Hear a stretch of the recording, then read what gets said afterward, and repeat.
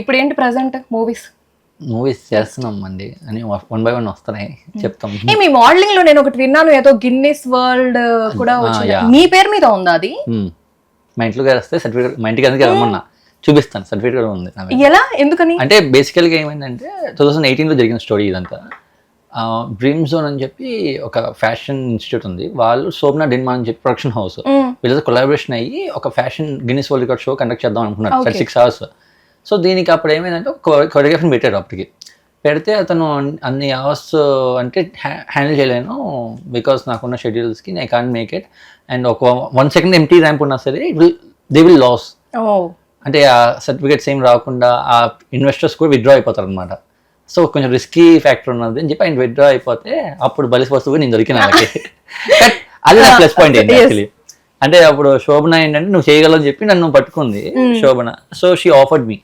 So being మెంటర్గా ఉండకుండా డైరెక్ట్గా కొరియోగ్రఫీ అయ్యి వాళ్ళందరూ ట్రైనింగ్ ఇచ్చి ర్యాంప్ ఎక్కిచ్చి అంటే అందరికీ ఒక చాలా టైం ఇచ్చి 36 hours 1.5 day అంటే December 25th మేము స్టార్ట్ చేసాం మార్నింగ్.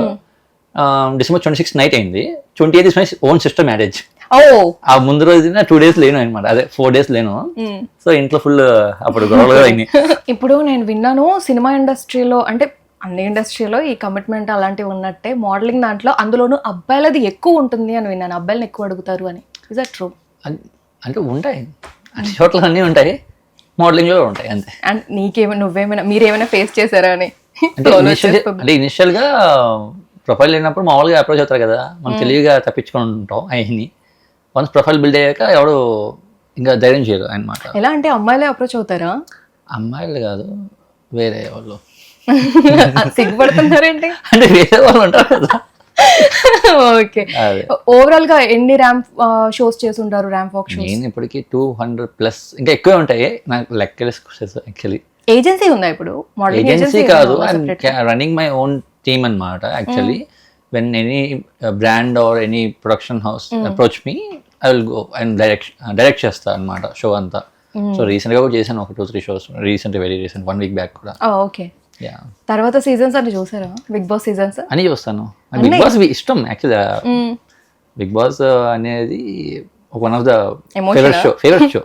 ఓకే. అంటే ఒక సీజన్ 4 చూసినప్పుడు ఈ హర్యానా అందరం చూసేవాను కదా, సీజన్ అభిజిత్ అందరినీ చూసినప్పుడు అనుకున్నాను బా ఎప్పటికైనా వెళ్తే బాగుండు అనుకుని నెక్స్ట్ సీజన్ వెళ్ళాను అనమాట. ఇప్పుడు మరి అంటే ఫేవరెట్ షో అంటున్నారు, ఒకవేళ వైల్డ్ కార్డ్ మళ్ళీ వస్తే, ఎందుకంటే ఇప్పుడు హిందీలో స్టార్ట్ అయింది కదా, అంటే పాత సీజన్స్ లో ఉన్న కంటెస్టెంట్స్ ని తీసుకోవడము, కొంతమంది మొన్న తెలుగులో వచ్చారు కదా అందరూ, సీజన్ మొత్తం అంతా తెలుగు. మేబీ ఇప్పుడు కూడా ఒకవేళ పిలిస్తే నేను అప్పుడు క్యాపబుల్ అనిపిస్తే వెళ్తాను. నేను బోర్ కట్టదా? ఎన్నిసార్లు వెళ్తాం అనిపించదా? అంటే గేమ్ కదా, గేమ్ అదే it's all about game show కదా. సో గేమ్ ఆడుతున్నప్పుడు ఇంట్రెస్టింగ్ అనిపిస్తుంది ఎప్పుడైనా. అంటే ఫస్ట్ 2 days బోరింగ్ ఉంటుంది బిగ్ బాస్ హౌస్ ఎవరికైనా సరే. ఫస్ట్ 2 days ఏంటంటే ఏం ఉండదు, గేమ్స్ ఉండవు, నామినేషన్స్ ఉండే, ఎందుకురా బాబు వచ్చాము అనుకుంటాం. Second third day game start అయ్యే కెప్టెన్సీ టాస్క్ ఇంకా ఆటోమేటిక్గా మనకి ఇంట్రెస్ట్ వచ్చేస్తుంది అనమాట. ఆ టైంలో బాగుంటుంది యాక్చువల్లీ.